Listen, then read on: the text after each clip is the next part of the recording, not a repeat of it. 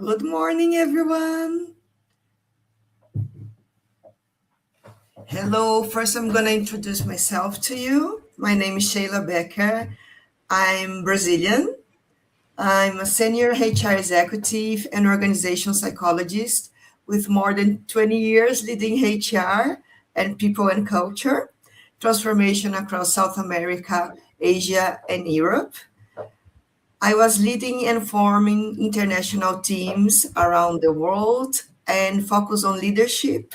I managed Chile, Argentina, Brazil, Thailand, Indonesia, India, and UK. And I was former HR director at agriculture business in Lima Grain.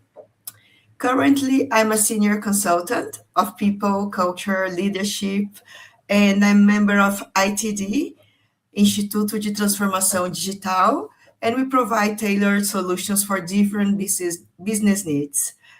I also have a master in business psychology in UK, and I participate in advanced leadership program in France. And I love people. That's why I'm here with my colleagues to have this international panel about leading globally. So first of all, I'm going to introduce my colleagues here. Yes. Hi, Prasad. How are you doing? Doing good, Sheila. Good morning, good afternoon. Good morning. So Prasad is coming from India. Thanks so much for being here. Prasad has a vast CV. That was difficult to show the mini bio because everyone here has a lot of experience. So Prasad is a seasoned R&D executive with more than 20 years driving agriculture innovation globally. Currently, he's director of Asia at R&D at HM Close, the leader in vegetable seeds based in India, Bangalore. He has a deep expertise in hybrid seed development, biotechnology, and research strategy. Senior R&D and technology deployment roles at major international agribusiness companies. And he has a postdoc as well in France. Which city was that, Prasad? In France? Toulouse. Toulouse. Okay. He's also certified Lean Six Sigma Master Black Belt and is a master on process improvement and change management. Holder of 6 patents and author of more than 20 peer-reviewed publications. And he has a proven track record in scaling technology, deployment, process improvement, and building high-performance R&D teams. Wow. Now I'm going to introduce Peter Collier. That was very difficult as well to make a mini bio because it's so much experience. Peter is originally from Belgium, living for more than 35 years in Thailand. I think we can say you're Thai, Peter. He's a seasoned global leader and team development expert with more than 30 years experience in building high-performance teams and scaling leadership programs worldwide. Combines business experience with research-backed methods, with practical facilitation to drive psychological safety, team connection, and measurable business results. He was also former executive vice president of Asia operations at EssilorLuxottica Group and founder of Team as One, creator of the Team Psychological Safety Certified Practitioner International Program, and former president of the World Institute for Action Learning. He has a PhD in Knowledge and Innovation Management at Bangkok University and an MBA at Boston University, and is author of 2 books. I'm really looking forward to read as soon as possible The Untapped Team Advantage, Building Team Connections as a Leadership Choice, and Your Untapped Team Advantage Toolbox. Hi, Sheila. Nice to be with you. Greetings from Thailand. Sawadika. Sawadika. Vincent, is Vincent here? Yes. Sorry, Hello. because my camera seems to not working. Oh, hey, let's see if you can manage. Yes. Because it'd be nice to Okay. see you. Hi, Yeah, Vincent. nice to see you. So I'm introducing Vincent Yes. to you. He's talking from France. He's French. He's a senior executive director based in France with expertise in innovation, ecosystems, corporate finance, governance, and regional economic development. Currently, he's co-managing director of Logelis. He's a consulting firm supporting business and companies on technology and business with office in France and New York. He's president of Le PIC, Pôle Innovation Collaboratif.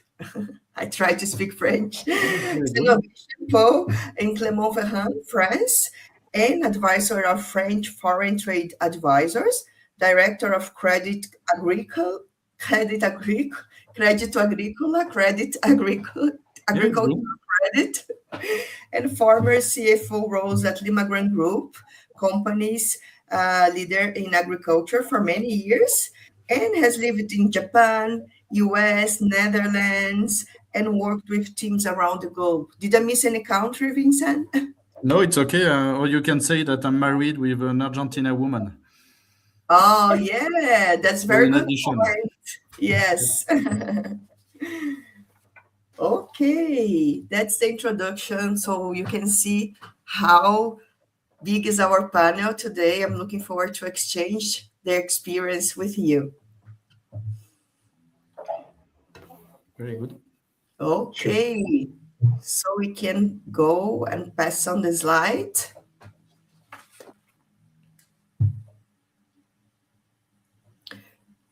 Yeah, so the topic is organization culture, and we are going to talk about leading globally. And before that, I'm going to give a small introduction about the world, where we are now. So we know we talk about this, the future is here. Yes. So now we are all interconnected on a global scale, and this is amazing. We continue to work and collaborate with people around the world, and it's essential for leaders and professionals to broaden their perspectives beyond local boundaries. We need to go beyond where we are here, for example, in Brazil, and be curious about how are the other countries to succeed and innovate. And yet there is a lot of global opportunities for business owners and professionals.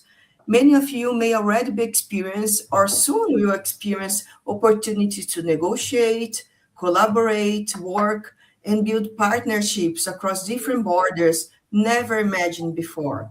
Countries such as China, Thailand, Japan, nations across Europe, the Middle East, India, and many others may open doors to new business connections with you at any moment. The world is far more connected than we often realize. You increasingly work, learn, and exchange experience with people from diverse cultures and backgrounds. The ability to understand different perspectives will become one of the most valuable skills in a connected world. Are you ready to see the world through different lenses?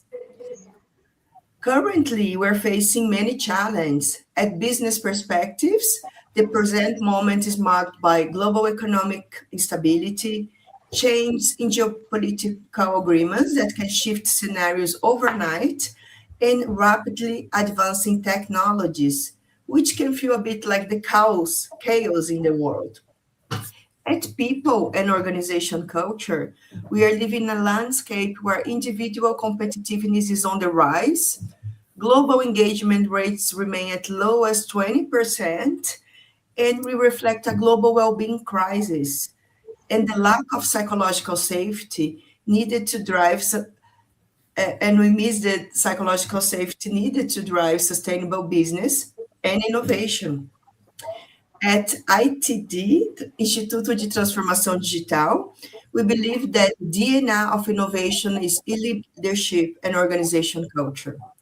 It's not about technology, it's about people and a culture able to adapt. Technology is a tool to benefit humankind. We focus on leadership mindset and the courage to change.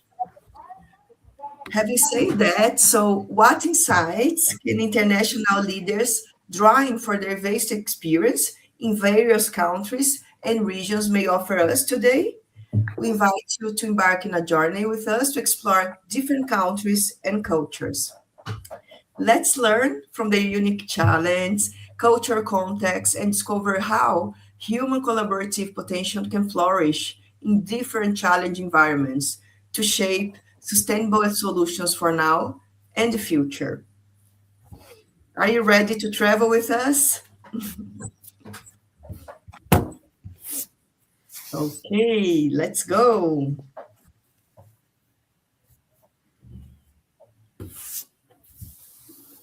So I invite you all to grab your passports and travel together with us. Today we're going to go from Brazil or other countries if you are watching us from other countries. We're going to go to India, Thailand, and Japan. Let's see where we're going to go first.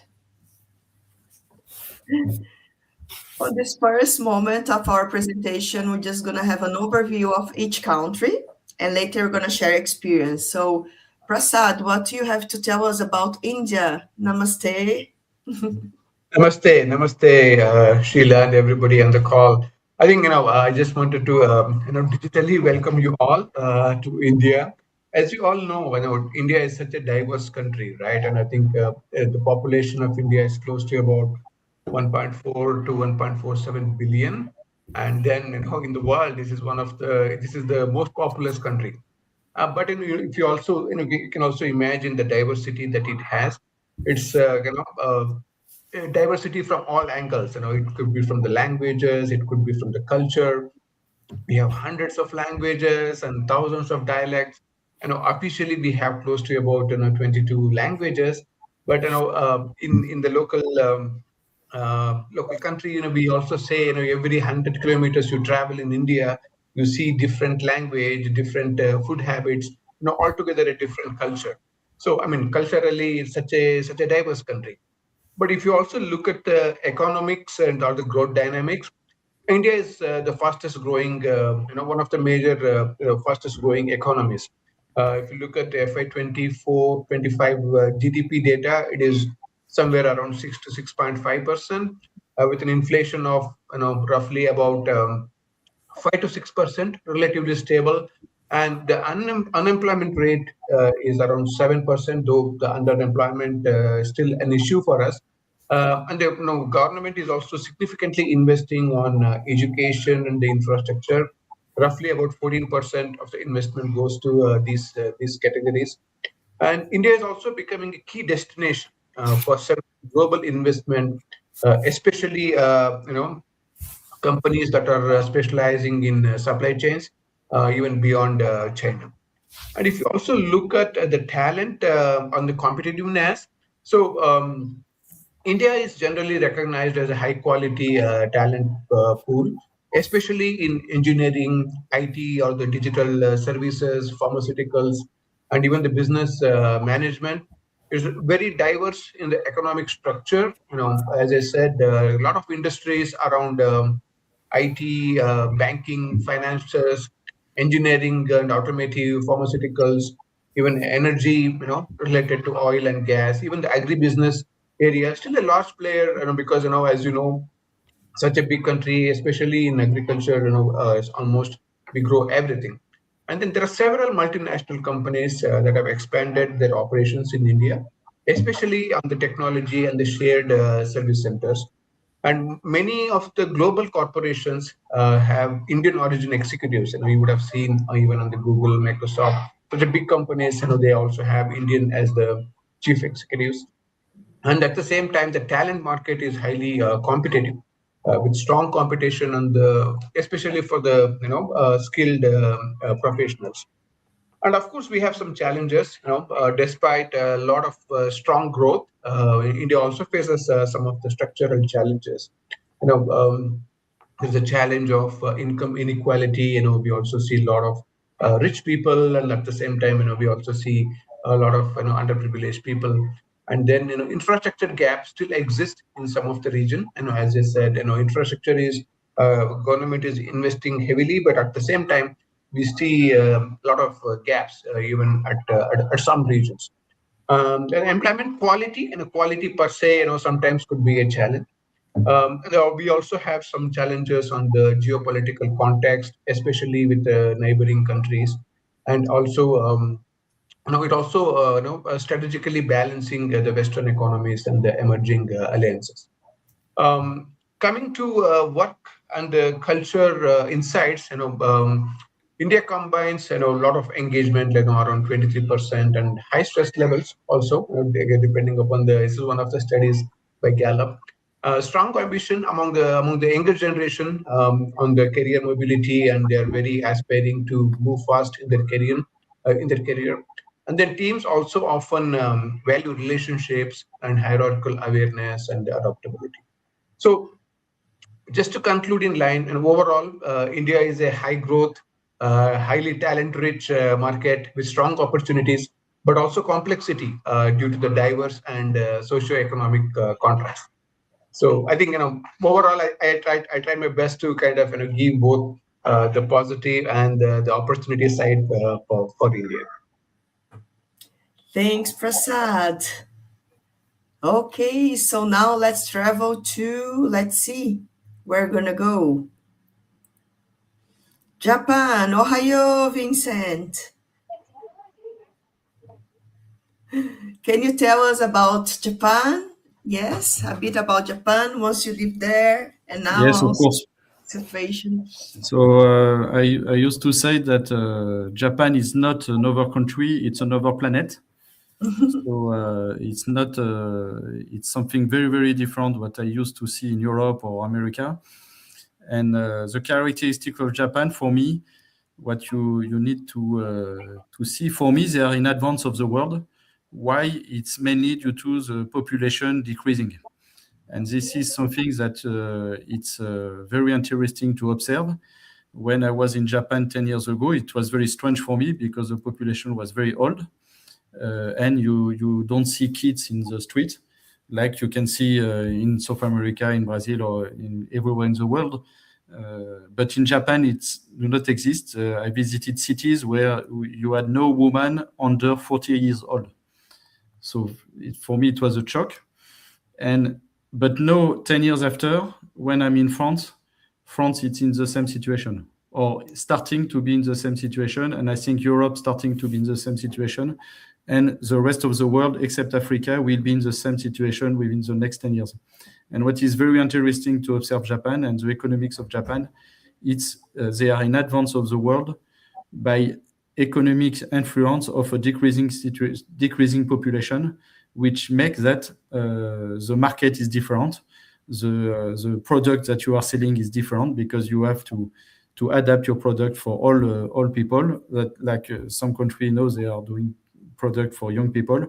But in Japan, it was not the case because the population is decreasing year after year. Today, they are around 124 million people, but they were much higher. And I think every year they are losing around 500,000 people, maybe a little bit more, which is big. So you have a population which is very old. Of course, it's a rich country because they are the third in the world. They were second before, just after US, and now they are after China. Of course, because they are much smaller than China and US. But at a certain moment of the history, they were very close to be the number one, but they didn't reach this level. It's a very modern country, but in the same time, they are able to manage modernity and tradition, which is a key impact of something that you don't see in China, where it's become totally modern, where the tradition has been not destroyed, but eliminated step by step. Japan is not the case. When you are in Japan and you work in Japan, you have to manage modernity, but you have also to respect tradition. Inflation is very small, 1.5%. The economy is very flat. The last 10 years, 20 years was very flat. Inflation also, of course, the last few months, inflation will be higher due to the oil price, but it's not only for Japan, I think it's for every country in the world. So Japan is characteristic. It's high modernity, but high modernity in technology, especially robotics or transport, automobile. They are very good on that, but they are not very good, in my perspective, in IT. You don't see, Japanese software, in the world. You don't see something like that. You see China is very strong in development of the IT system. US, of course, is very strong. You don't see Japan in this market, but they are very modern in robotics. They are very modern in the way they are working, but always by managing modernity and tradition. Something that you have to have in mind. It's Japan. It's an island, and it's something that is maybe nothing, but yes, it's changed a lot because the economy is based on islands. The culture is based on the fact that on islands they were isolated, during centuries. It's only the last 200 years that they are open, but the culture is still people on the island. You don't have so much foreigner in Japan. They don't accept a lot of foreigner. You have a little bit from Philippines, a little bit from China. You have a little bit, of course, of European, of people from all over the world. But in my example, I live in Tokyo, we were 40 million people living in Tokyo, and we were only 20,000 French.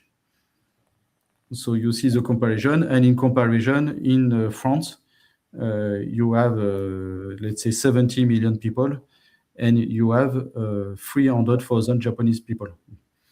They don't accept a lot of foreigner. They don't accept also a lot of foreign product, except if your product is known for something that is very linked with your country. So could be agriculture, could be technology, or for the French, as an example, the French, let's say on the food, was something that was very, very accepted in Japan. Also, all the luxury market on the French brand for luxury market was accepted in Japan. But if you try to sell a product like a car, you come with your French car and you want to sell against the Japanese product, they are very good in Japan in cars like Toyota, Mitsubishi, and so on. So it's impossible to sell French car in Japan because the market is very protected. So it's a country that is, for me, of course, very interesting. The market is big. It's very difficult to accept. But when you are inside this market, the value is very high because, again, it's a rich country, and they accept very high price for very high quality, and they are willing to pay a lot for high quality. But you have to have your product should be the top of the world in terms of quality if you want to access to this market. This is what I could say for small introduction of Japan. It's okay, Sheila? Yes, thanks so much. Well, we could be talking here about different countries. Yes, I know. So good. Okay. So now, Sawadika, we're going to go to Thailand. Yes. Sawadika indeed, Sheila. And Sheila has lived in Thailand before, so actually you could be the guide here. Yes, no, you know more, but I really miss Thailand.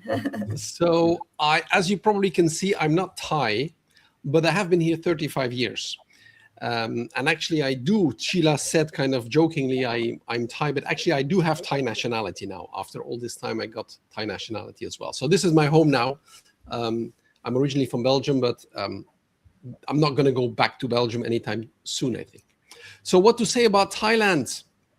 So we end with the smallest country, right? After India, Japan, Thailand, 69 million people. Much less diverse than India, for example.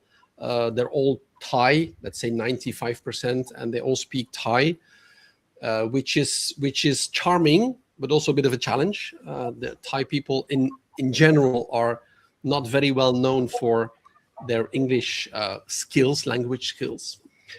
So what can we say about Thailand? I'm going to start with the royal family because this is something that is unique to this country. Many countries have a royal family, but Thailand has a royal family, and in a very important way. Royal family is very much respected here. and there's even laws that say that you cannot say anything negative about a member of the royal family. So when you come to Thailand, enjoy, but do not express your thoughts about the royal family. That is the safest way. And also specific to Thailand is it's a Buddhist country. Buddhism is the number one religion. Again, 90 plus people are Buddhist, 90% plus people are Buddhist, and that influences the whole culture, of course. So what about Thailand? Not sure in which order to start. Let's start with production manufacturing. Thailand for the last, let's say, 30 years has tried to be a manufacturing hub for many products, labor-intensive products, but also moving up more to the high-end products like cars. Thailand is actually now in Southeast Asia a pretty big center for car manufacturing, but also moving into the higher end, into semiconductors and electronic vehicles. So EV, the current trend is very much for the last 3 or 4 years, Chinese car companies coming to Thailand, making huge factories to build EV cars for the local market and for export. So they try to move from the pure hand labor manufacturing from the past into more advanced and high-tech manufacturing technologies. So that's one key part of the economy. The second key part is tourism. I think many people, when they think about Thailand, maybe think about Thai food and think about tourism. Thailand is very well known as a tourist country. It's very, I would say, easy to travel from around the world, and very different from what Vincent just said about Japan.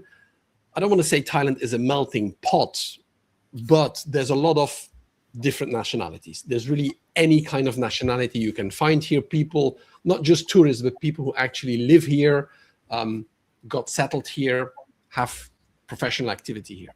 So tourism is a big chunk of the economy, but it's also a bit of a challenge because after COVID, of course, COVID was the same everywhere, but after COVID, tourism is not coming back as it was before COVID. And there's other countries in the region that Thailand is a little bit jealous of. For example, Vietnam, very close by, is doing much better when it comes to growing its tourism. And I also added their medical tourism. Now, if you're not familiar, it means people actually come here to Thailand because we have very good medical facilities and medical services that are relatively cheap, especially for people coming from the West and from the Middle East. There's a lot of people coming here for medical procedures, and they can be real medical surgeries, for example, or cosmetic surgeries and things of that kind. They come to Thailand because it's much cheaper, relatively speaking, to do that in here than in their country. So medical tourism is something that's been doing quite well. I'm not sure if it's very well known globally, but it's another part of the economy that the government tries to develop. I'm going to go to the bottom right, agriculture, because Thailand, in terms of people employed, agriculture is the biggest chunk of the economy. But unfortunately, it's also a chunk with very little added value. Basically, it's rice production. And there's millions and millions of people active in the very labor-intensive rice production.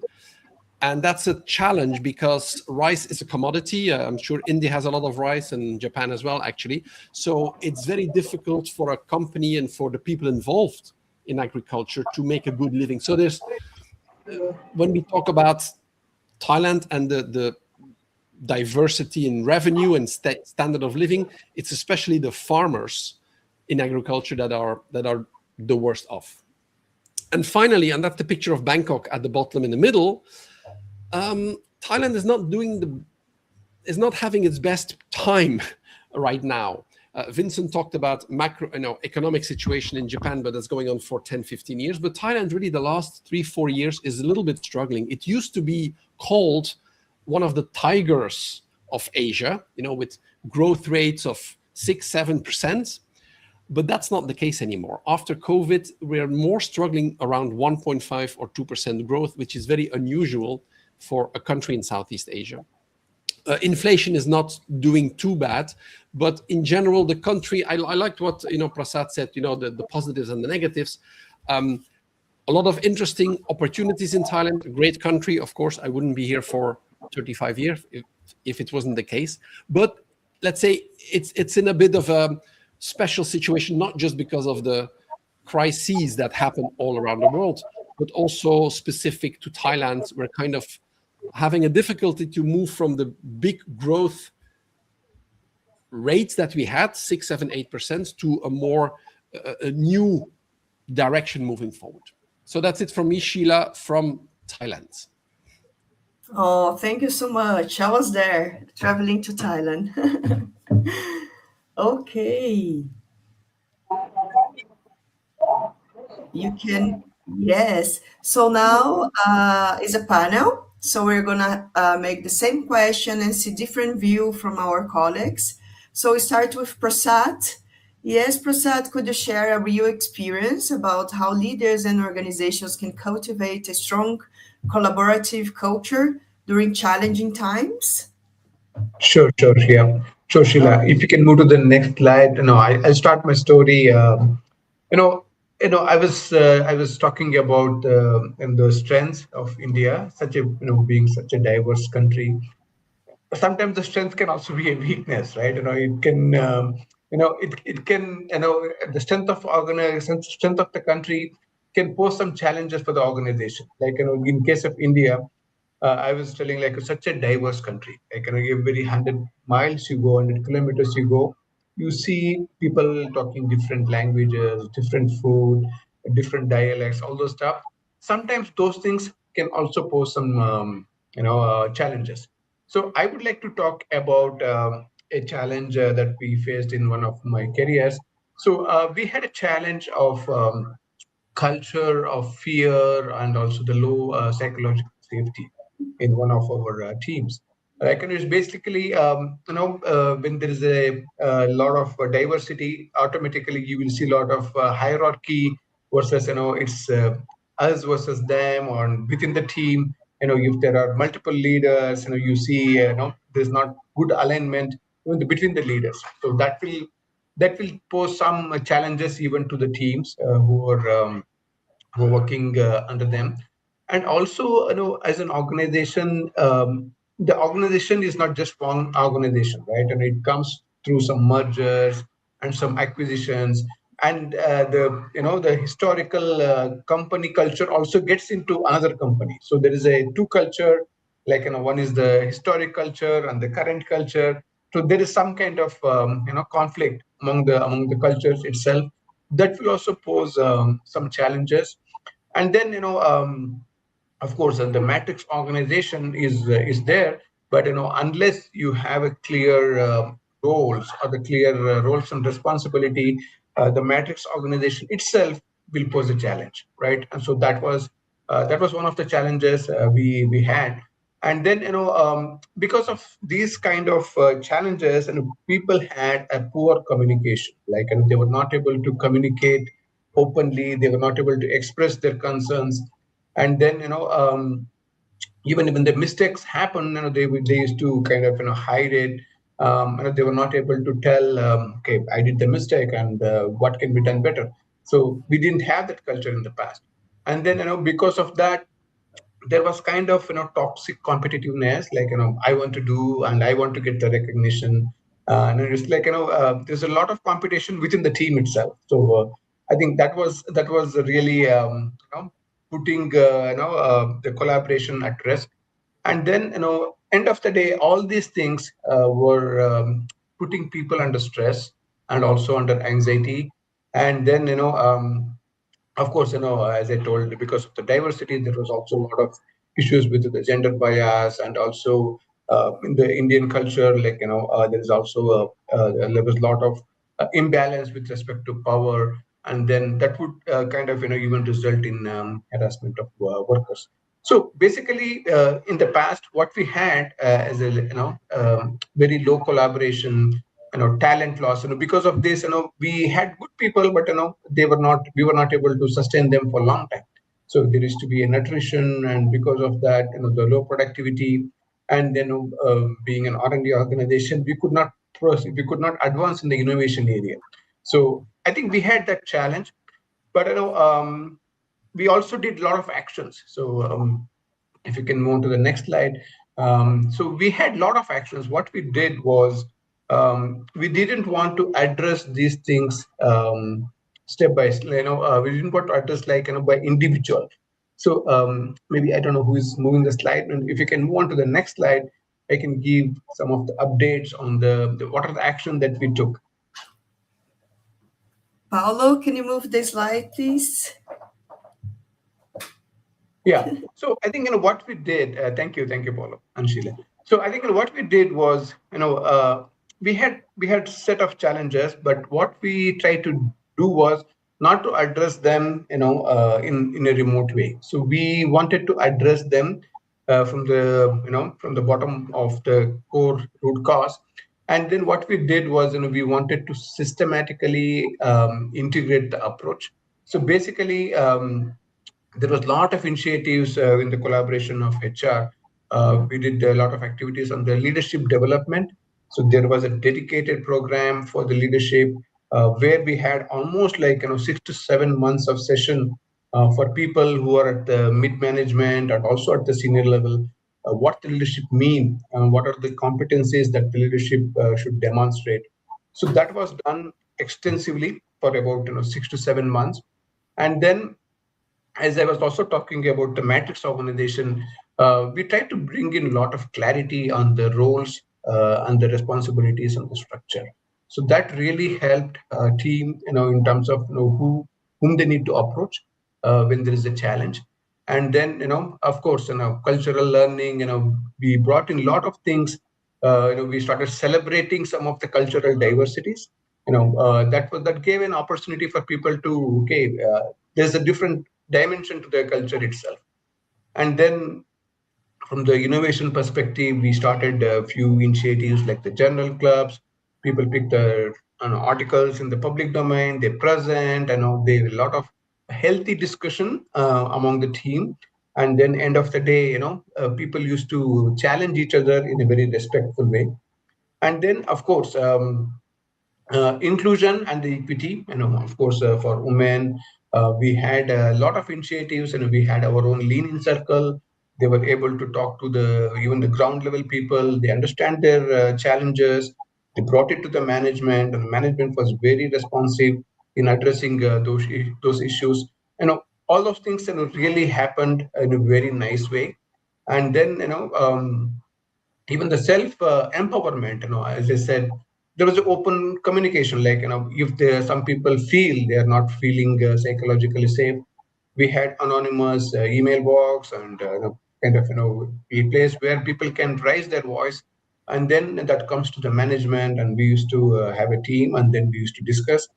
And then collaboration. I think at the end of the day, we wanted to encourage people. There are no different teams within the bigger organization. So end of the day, we all work for one team.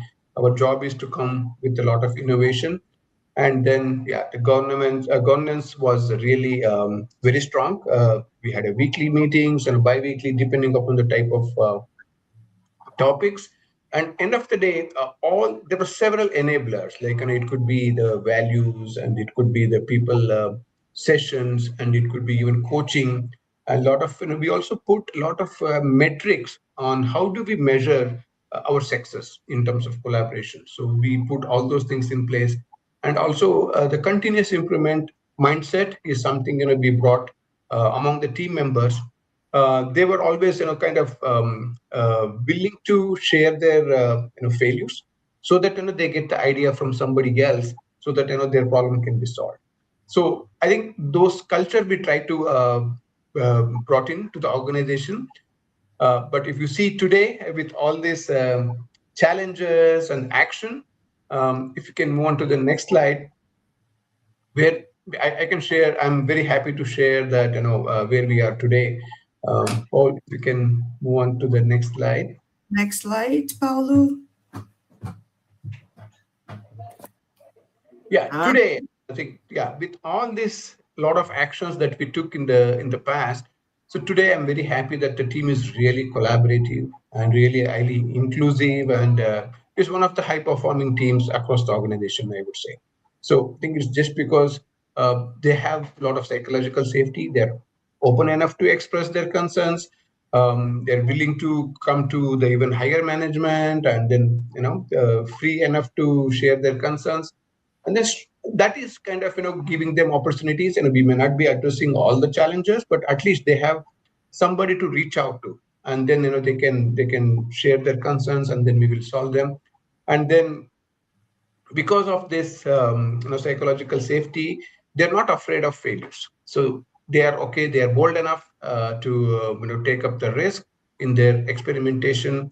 And then because of that, we see a lot of higher innovation that is having a business impact, and also engaged. And we don't have a lot of attrition. Fortunately, touchwood, as on today, our attrition rates are very, very less, less than 5% or so, which is very good from the industry standpoint of view. And then, of course, in terms of inclusive and the respectful workplace, everybody is heard, even at the ground level, and we're sustaining this culture. That's the beauty of this initiatives. It's not like we did it for 1 year and then left it. So there's been sustaining for forever, and then we still want to improve. Like we are not calling ourselves as the best team, but we would like to call ourselves as the team that is always focused on continuous improvement. So that is what we are bringing the mindset. End of the day, I'm very happy that all the initiatives that we took in collaboration with HR and other management teams, we are able to deliver a high collaboration, the innovation that will give a business value, and also the sustainable growth of the organization. That's the success story I would like to share in this call. Thanks so much, Prasad. It's a beautiful example. Later, we are going to discuss. Now, Vincent, we want to hear from you about your experience in Japan. Yes? Yes, I prepared some slides for you. Yes, please. I'm not going to read the question. It's here for us, and I'm curious. Yes. Okay, so I will try to share my experiences. I try to highlight some of the intercultural learnings I made during these 4 years I spent as a CEO of Mikado Kiowa, who was a Japanese company created 200 years ago. I was the first foreigner as a CEO. Before that, it was 200 years of Japanese management. And when I entered in the company, I was the only foreigner, around 250 people. Of course, step by step, we try to change this company. This company has been acquired by a French shareholder, but the management stay full Japanese only for me as the CEO.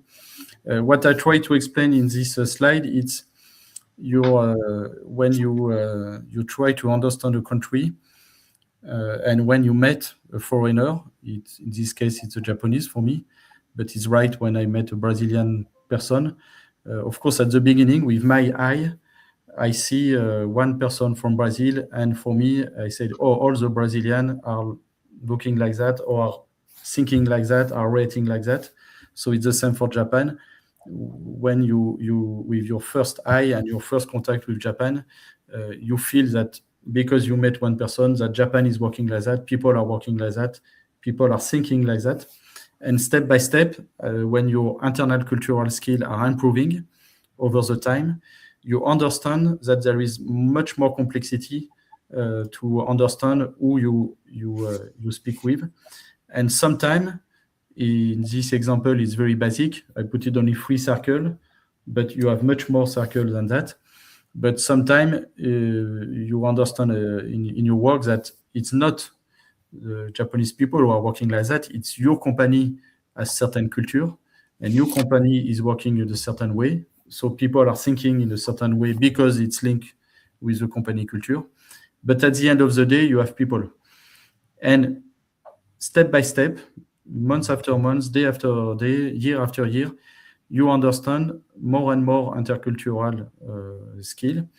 And you understand that if this person is thinking like that, is not because he's Japanese, is not because he's working for this company, is because it's this person. But at the beginning, it's impossible to detect. At the beginning, you feel because he's Japanese, because he's working, he's thinking like that because he's Japanese. Year after year, month after month, you understand that no, it's due to the company culture. And at a certain point, you understand that because it's this person. But don't forget that when you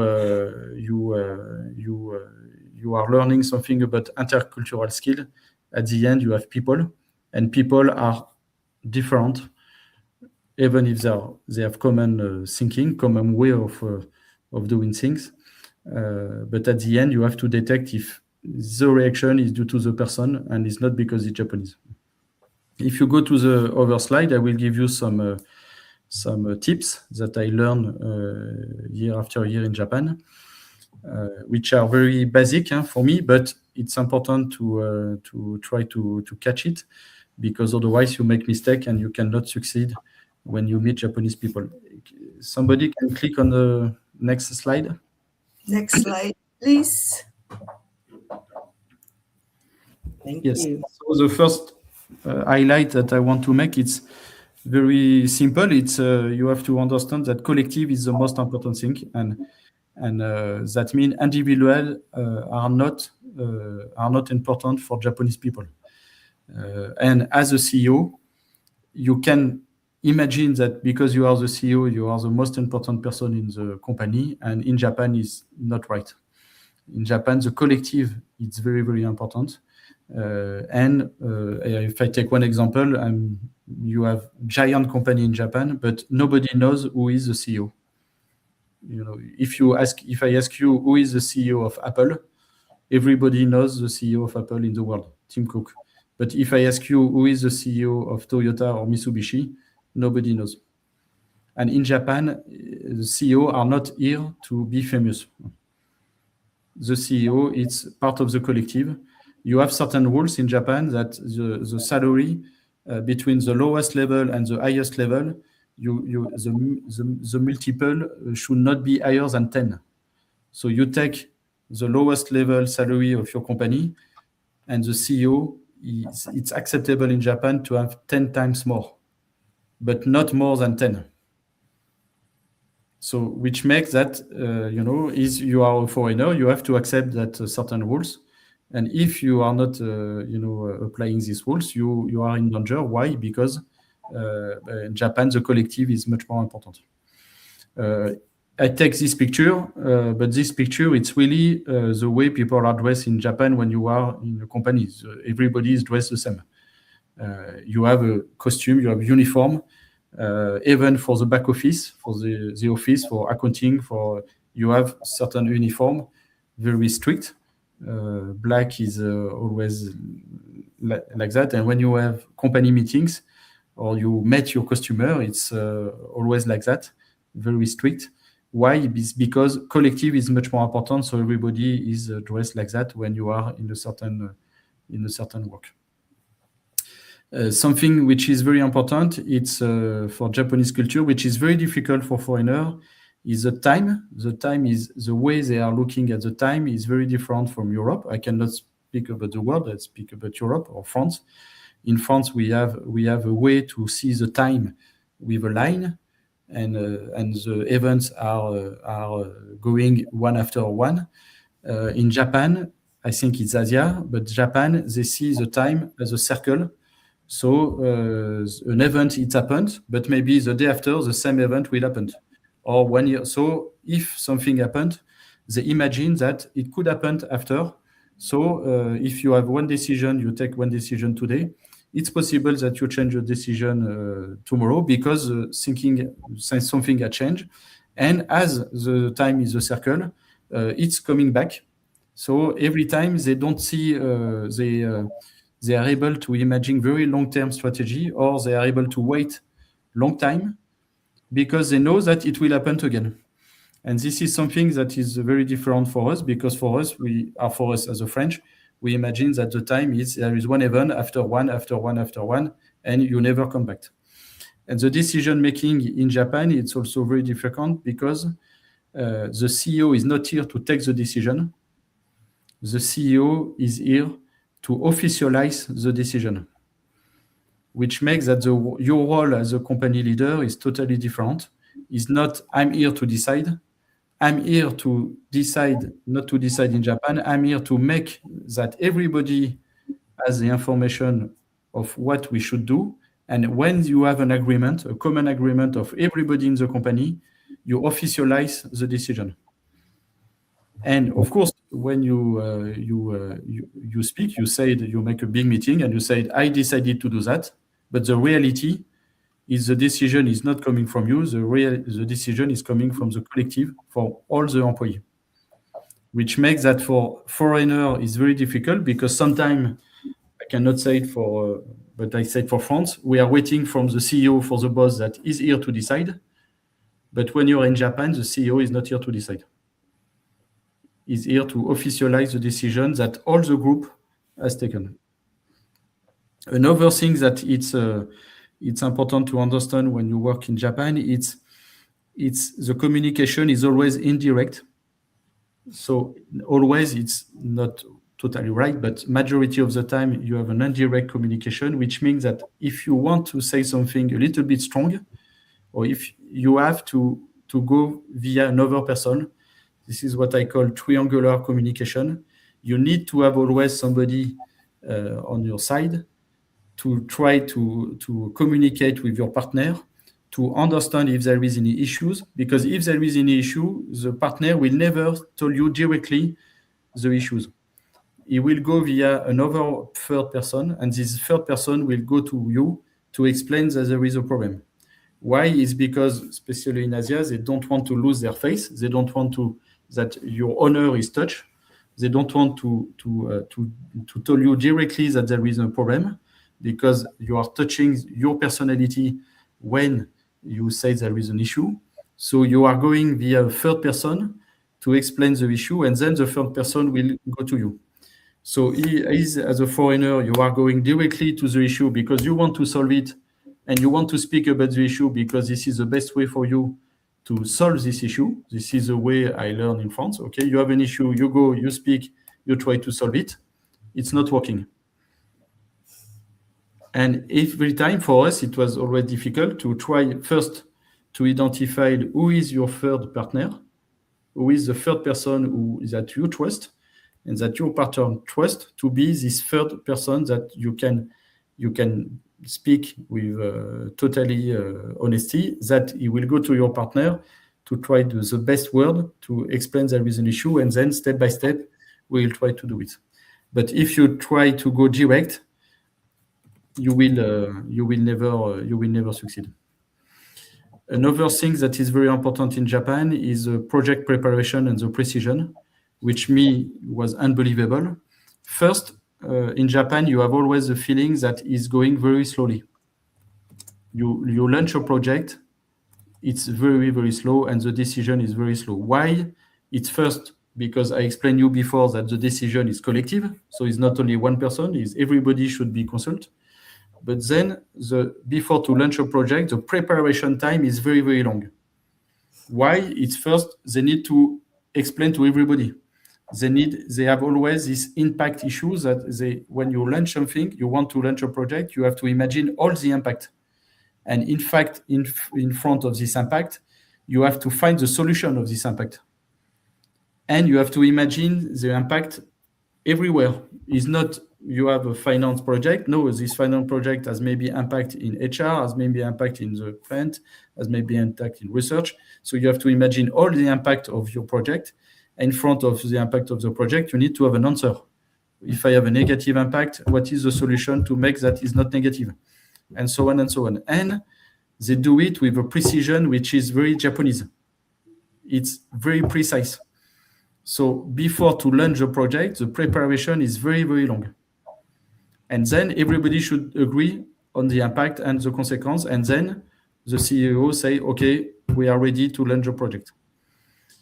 And then the execution is very fast because everything has been decided, everything has been calculated, every impact has been evaluated, and the solution of the impact has been done. which makes that for the French, especially, it was very difficult to work. Why? Is because in France, we say, okay, we done the project and we want to start and we want to make things. And then we make mistake and then we readapt. And then we said, okay, it's not the good way. Okay, we change.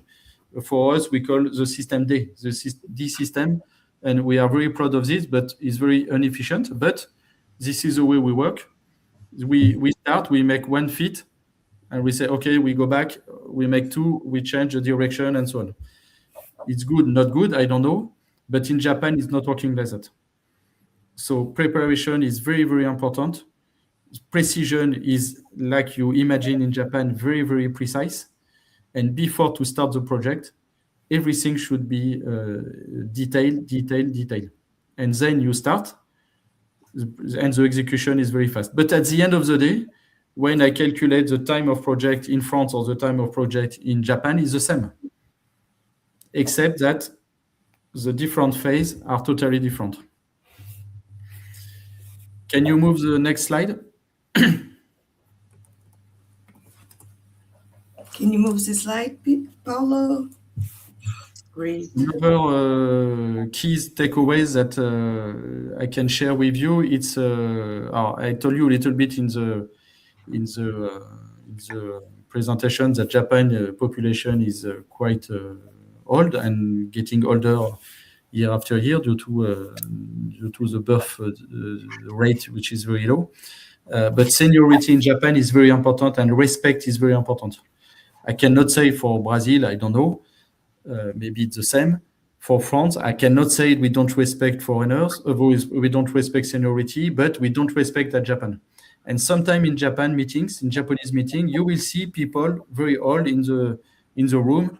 They are a little bit sleeping, but be careful. This person is the most important. And this person will say nothing during the meeting. This person, you will feel that he's sleeping. But be careful, this person is the most important. And if you don't understand, if you don't respect, you will not feel that this person is important. And if this person decides to not go, it's finished. And for us, sometimes as a French, it was a mistake because, we say this person is here, this person is sleeping. What's happened? It's not important. We need to convince the one who's speaking, the one who is acting, the one is not working like that. Because this person has maybe spent 50 years in the company. He has the respect of everybody, and you need to go with him. You need to convince him, even if sometimes he's sleeping in the meeting. But for Japanese, seniority is key. I had one chance in my life when I entered in Japan. I was young CEO. I was 40 years old. But I had the chance. You cannot see because you don't have my camera. But I had white hair, and for Japanese people, it was very good because white hair means seniority. And even if I was young with my age, maybe too young for the Japanese people, but with white hair, they imagine that I was more than 60 years old. And for them, it was very good because it's seniority. Another thing which is very important in Japan, which makes that the foreigner has very difficulties to work with Japanese people, it's the concept of totamae and one, and it's very easy to understand. It's the Japanese people will show you something, but they will think differently. And tatamae is what I want to show you, and one it's my true feeling. And in Japanese work, during the day, you will have plenty of meetings. You will have what they want to show you. But this is why I put it a picture with you sharing a beer at night. But what they really feel, they will never tell you during the work time. And you need to understand that it's at night when you share beer, when you drink a little bit of alcohol, they feel open to tell you what they really feel. And if you want to be successful in Japan, you need to accept that there is a certain ceremony, certain way of working during day, but at night there is another work which is the most important for me. It's sharing time at restaurant, sharing beer, because here they will really feel open to say what they really think. Because you have to understand that first, collective is the most important thing. Your own opinion is not important. Your individual is not important in Japan. It doesn't mean you don't have opinion. Yes, you have an opinion, but you cannot share it because collective is the most important. And they don't want that you are losing your face. If during a meeting I told something against the boss, the CEO will lose his face. So it's not possible. But at night, when you are sharing a beer and you have a little bit of alcohol, it's for Japanese culture, it's okay to say what I really feel. And as a CEO, if you want that the company is progressing, and if you want to know what people they really feel, there is no debate in Japan during work time. No debate. It's not possible to debate. But at night, it's possible to say what you feel. And this is something sometimes very difficult for foreigners. Why? It's because during my French colleagues, they will work. They will say, yes, everybody told me yes. I proposed an idea, they told me yes. I proposed this, they told me yes. Yes, everything is good. I fix everything. Everybody is agree. And I say, but did you spend time at night? Did you explain with a beer? Did you make this work? No. And they say no, but in fact, they didn't tell you yes. They just say yes to be polite and just say yes because they don't want you are losing your face. But at the end, they say no. The reality, they say no. And this is very difficult because in France, I cannot say it for Brazil, but in France, if you are disagree, you are able during a meeting to say you disagree. In Japan, it's not possible. Another thing which is very important for Japan business, if you want to make Japanese business with Japanese, is the trust has to be created before any action in business, which makes that it's long. Why? It's because they want to know who you are. They want to know, what kind of woman you are, what kind of man you are. Can I really trust you? And they want to know about your family. They want to know about everything. They want to know the way you're acting. If you are stressed, if you are not stressed, they want to know the person. And this is take a lot of time to create trust. And this is not something which is uncommon. Everybody in the world want to have trust in the business, but the trust is not created before business. In France, we can make a business even if we don't trust, and the trust is creating over the time. But in Japan, if you want to make business, first they need to trust you. And the trust is not created in one day, like everywhere in the world. It's created over the time because you are coming to them. As an example, the Japanese don't like video conference. They want to see face-to-face. They want to know that you are traveling to them. They want to meet you. They want to meet you once, twice, a lot of time before that they will really make a business with you. The last important thing for me, which I really learned when I work in Japan, is the social code, but the importance of this social code, which makes that when you are in Japan, if you don't respect the social code, you cannot speak about business, you cannot work in the business. And sometimes the social code are very strange for us. I take one example. It was my beginning in Japanese time. I had to meet the CEOs of my competitors. I remember I spent the first time 1 hour meeting with 10 CEOs of Japanese CEOs. And for me, I was very good. I answered to all the questions. I made very good presentation. And I was with my president, a Japanese person was with high seniority. I left the building, and 10 minutes after, I asked him, okay, does this meeting was good? My presentation was okay. How did you feel? He said to me, it was very bad. I say, okay, why? What did I say? My answer was not good, and what's happened? And he said, no, you took your coat. It was raining outside, and I put my coat inside the building. And before to go outside, I put my coat, and I went outside the building of my competitors. And he said to me, this is a lack of respect.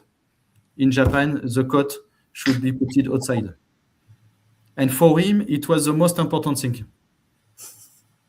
And he didn't care about what I said. He didn't care that I answered the good question. He didn't care that. He just cared because I put in my code outside, inside the building and not outside. And if you don't understand that, just for this small mistake, for him, everything was bad. And I had to learn all this social code to don't make mistake. And then after, you can speak about business and you can answer to good question. But if you don't respect the social code, which, like I put in the picture, when you share a business card, if you don't look at this business card and just look 1 second, you put in your code, or sometimes I see foreigners where they put their business card on the table and then they touch the business card with their hands. This is lack of respect in Japan because they imagine that you are playing with them. Because for them, business card is them. So I see sometimes foreigners, and they are not doing for lack of respect. They are just sometimes not playing, but they are touching the business card and changing the order and during the meeting because the meeting could be long. Just something like that is unrespected for Japanese people. And if you don't understand the social code and you don't respect it, it's finished. And what is very difficult in Japan, nobody will say something. Because I come back to Tatamae and One, I will show you that everything is okay. I don't want that you are losing your face. I don't want to make mistakes. So I will never tell you directly that there is an issue. So because you don't have a third person to be, like I explained before, triangular or indirect communication, they will never tell you directly there is an issue. They want to show you a good face. They don't want you are losing your face, and maybe they don't trust you because it's the first time that you are coming. And when you leave Japan, you have the feeling that everything is okay because they are very polite people. So this is what I wanted to show to trust you, to show you. It's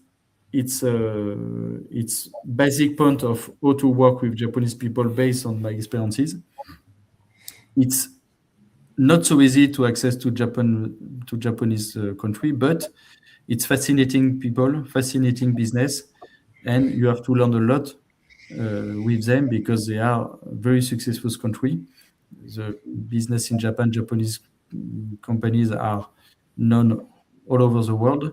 So of course, I invite you to go to Japan and to imagine businesses. I know that there is some Japanese people or Japanese, not people, but there are Brazilian people in Japan because some Japanese were immigrate in Brazil long time ago. So you have a Japanese community in Brazil. So of course, I invite you to visit them and to understand more because the business is big and there is opportunity for you. Of course, it's difficult, but nothing is easy in the world. Wow, thanks so much, Vincent. That was amazing to know, about these details, and we're curious to know more. Now we're going to travel to Thailand with Peter, who's going to give also examples. Yes, yes, Sheila. Don't move the slide yet, because what I want to say is we all got. Don't move the slide yet, please. Can you come back, Can you come back on the slide, Paulo? Voltar slide. Yes, thank you. Okay, what I think is interesting is that we all had the same question, right? Prasad and Vincent and myself, could you share an experience? And it's interesting that we all have different ways to answer that question. And I hope for the audience, this variety or diversity makes it interesting. So I'm going to do it a little bit different. I'm going to share you an experience where I worked with a client as a consultant, help them work through a number of challenges. So can we go to the next slide, please? Okay. This is not the next one, Sheila. That's the one after that. No. Okay, my first slide is missing. Let's go back. So yeah. Okay, so I'm going to explain the story of this company. This is a French, actually, by chance, multinational with their activities in Thailand. They are into the B2B for office supplies. So they sell office supplies to hotels, companies, etc. They don't produce anything. They buy, they import, and they sell to their clients in Thailand. So when I got to talk to the managing director, they were in a kind of a challenging phase. So they were growing very fast. They had been doubling in size in 1 year in number of employees. So the growth was very fast, doubling in size. So that's a good thing, but it also brought some challenges. And they had a high employee turnover. So recruiting many people, training them, but then they also, many of them left. That was one of the challenges. Another challenge was that everybody was busy, no surprise. And everybody was trying to do the best. I mean, good people, good intentions, but there was really a lack of working together. They were struggling to work together because everybody was so busy in their particular area. So that meant there was quite a lot of silo working. And finally, and actually that was the thing that triggered them to contact me. They had done this is a global company, so they had done a satisfaction or engagement survey in different countries around the world. And the results for the branch in Thailand were not so good compared to the other units of the company. So that was when the managing director came to me to explain this story, these challenges, and to ask me how I could help them. Not sure if we found any of the slides, Sheila, or not. No? Let's check. Let's go to the next slide. Let's okay. Let's go to the next slide. Next slide, please. Okay, so actually we did 2 steps with them. The first step was we introduced the concept, the methodology rather, of action learning. Now, everybody who hears the word action learning kind of gets an idea what it's about, but this methodology that I was using at the time, and you can see the logo there, WIAL, the World Institute for Action Learning, this is very specific. So action learning is a process where people work together to solve a problem. Now, that's not very unique, right? Every company needs to solve problems. But the way we do that is a little bit different. The way we do it's not like in brainstorming, right? In brainstorming, if I say, here's my problem, then Prasad will tell me, well, maybe we should that, and Sheila will give me some other ideas. In action learning, we spend a lot of time, most of the time actually, not to look for solutions, but to try to understand what the real problem is, It sounds easy, but it turns out that very often that is quite a challenge. So we introduced with the managing director, this is the managing director, we introduced training for all the leadership team into this methodology of action learning. And they started to use this by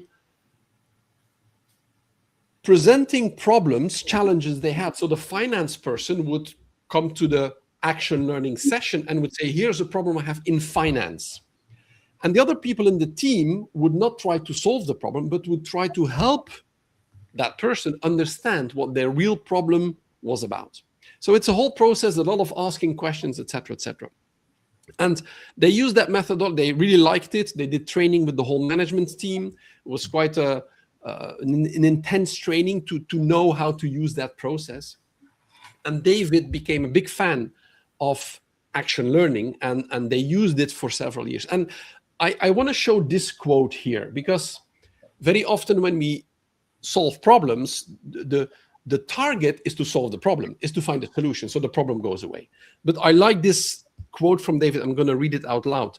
Solving the problems was really just a small benefit. The real benefit was to build connections and relationships across departments, because that solves the problem of the future. That is really his quote, and I think it is very well put. Putting people across departments to solve problems together, the first step is solving the problem, but the second step is that people talk to each other, listen to each other, and help each other. The finance person helps the marketing person, helps the supply chain person, etc., etc. So this was the first step of the process, the action learning training and using action learning as a tool, as a way to solve problems in the leadership team. Okay, this was step number 1. Then step number 2, next slide, please. Yes. So then we introduced the topic of team psychological safety. Now, we've heard it before. Prasad talked about it, and team psychological safety is a little bit my baby. I mean, I didn't invent it, but I really work with it a lot. And we then introduced the topic of team psychological safety, and we trained, again, the leadership team on team psychological safety. And you can see there in the middle, that was a part of the training session that we had. And so the model I use is not my model. It's a model that has been researched by Professor Edmondson at Harvard, but I use it very thoroughly and deliberately. And you can see on the left-hand side the picture there that really, when people talk about team psychological safety, too often we just talk about it as something in general. But team psychological safety is actually very specific. There are 7 specific behaviors. You can see the 7 pillars there on the left-hand side that we can observe. Team psychological safety is about behaviors. It's not so much about what I think, but it's what I do or don't do. So what we do is we measure team psychological safety in a team. And on the right-hand side, that is the actual map, the result of the measurement of team psychological safety in this company's leadership team. So we asked for each of these 7 behaviors, there's 7 behaviors, we asked the members of the leadership team whether they agree a lot, agree a little bit, or disagree with the statements that are behind each of the labels here. So appreciation, asking for help, I hope you can see in the picture. And in this leadership team, the ones that are in the red, like in the challenging area, were embracing diversity and the reaction to mistakes.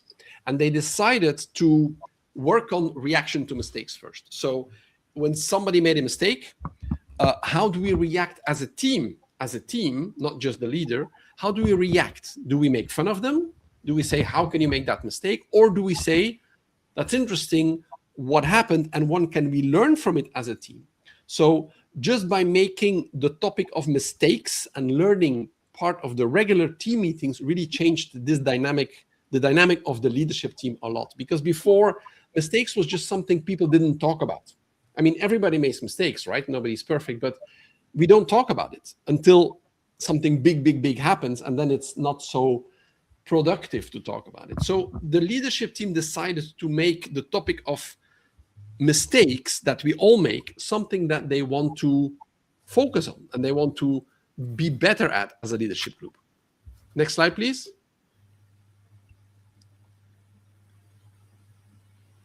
And so one of the indicators I talked in the beginning about turnover, employee churn, right?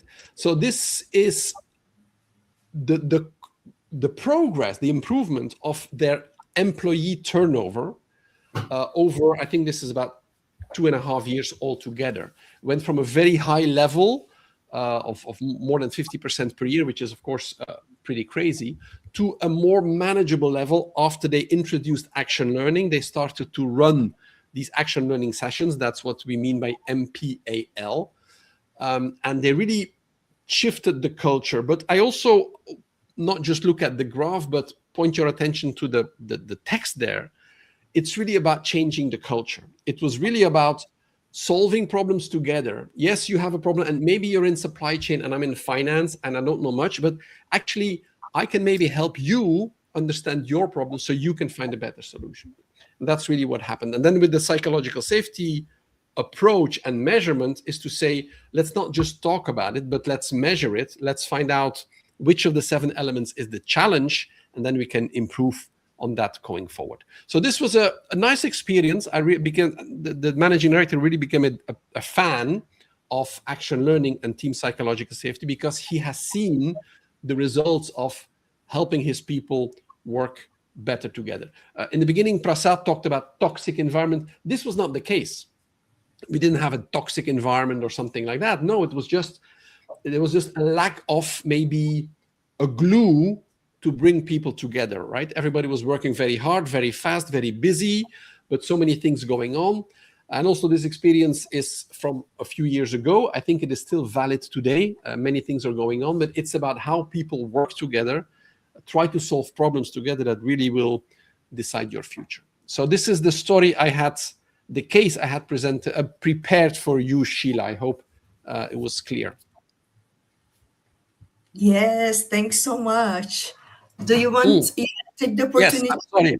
Yes. Now this slide is in Portuguese because I work with a partner in Brazil. Her name is Patricia, and she has her company is called IISP. You can see all the details here. You can read the QR code. But the two tools I talk about, so the team psychological safety and action learning, are tools that exist in many countries, and including in Brazil. Patricia and IISP use this to help organizations, large and small, use the same examples that I just explained you with their clients. So if anybody's interested, you can check out the QR code and see what's happening at IISP. Yes, Sheila, thank you. Thanks so much, Peter. It's amazing, your example as well, and how you bring psychological safety and your practice to the world. Now we have 10 minutes for questions and answers. I'm curious to see which questions you might have. You can write on where you're watching. I can translate. Okay, let's see this one. And okay, I'll translate to you.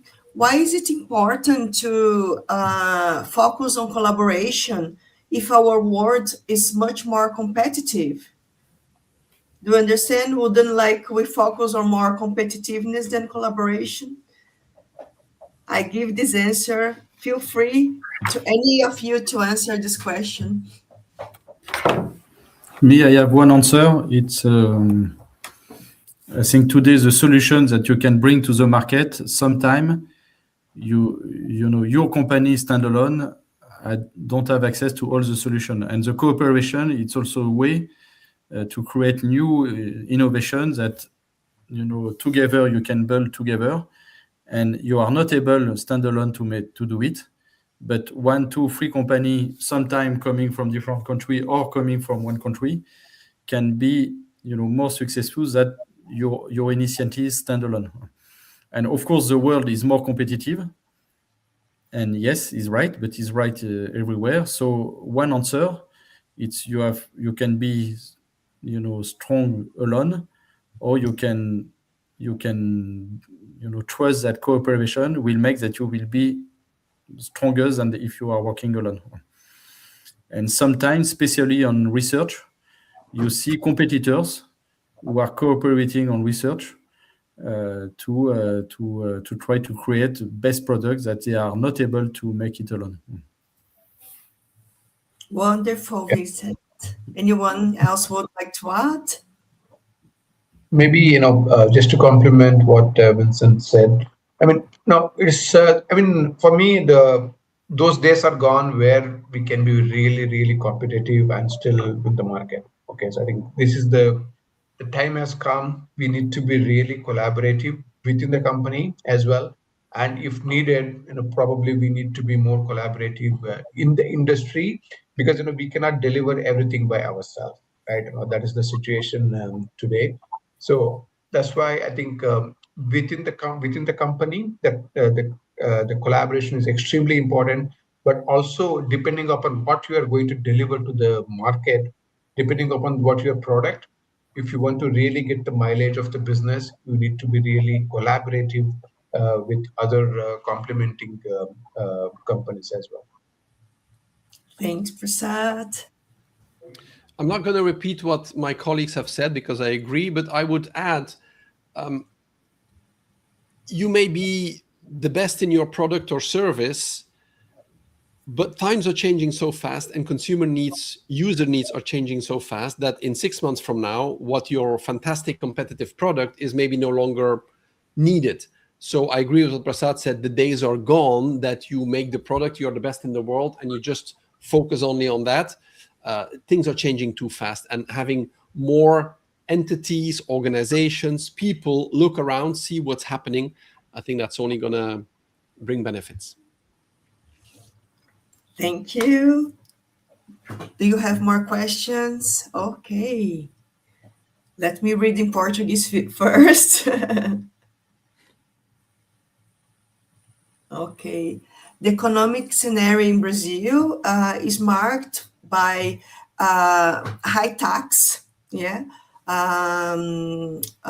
challenge on regulatory frameworks that change, and low productivity. How the Brazilian companies could develop competitiveness globally without impacting their financial sustainability? Could understand or let me? I think Vincent is a good one on this. Huh? Is he still here? Not so easy. Yes, it's not so easy to answer. First, I think for me, you have to identify the added value that you bring to the world. As an example, there is one that I know from agriculture. Brazil is a giant country. It's not a country, it's a continent where you are producing especially soy for the world. So you have a product, you have a competitivity, you have price, and then you need to bring, and I think you need to bring research to develop and to always develop products that are the best of the world. In agriculture, you are doing it, but you have to keep going to have the best product of the world that the world wants to have. Because of course nobody wants to buy a product which is the same as France. If it's the same as France, I will buy a French product, but I can buy a Brazilian product because they are maybe cheaper. It's possible, but also because they are bringing good technology. Of course, I understand that Brazilian is very difficult country for tax, for regulation, but honestly, if you work in France or in Europe, it's the same. Regulation is very high, and we have the same constraint, even sometimes more. If time to time we have some success product, is because we are investing a lot in research. I think for me, it's one of the key aspects. It's to keep investing in research to make sure that you are able to maintain your competitivity over the time. Great. Anyone want to add to this question? Okay, so we are just in time. I'm just gonna share some key takeaways with you. So I think we have different presentations, but we really focus on how important is to build strong teams, and collaboration is the key for the future. We cannot see ourselves alone or our teams alone, or organization culture that's still managed with fear. I don't think we're going to go anywhere. We have these rates also about the well-being, and productivity goes down. So collaboration is a good topic for companies, for people, and for our future. So I'd like to thank all of you for bringing your culture, your experience in different countries. And here are the contacts. If you want to contact us, here are our contacts, but feel free to reach to us if you want more information. I am very curious. I want more information from them, so I'll be in touch. And thanks so much for being here with us. Thank you. Thank you. Thank you, Sheila. Thanks, everyone. Thank you, Sheila, Paula, and everybody else. Good organization. Yeah. Thank you. Thank you. Bye-bye. Bye-bye.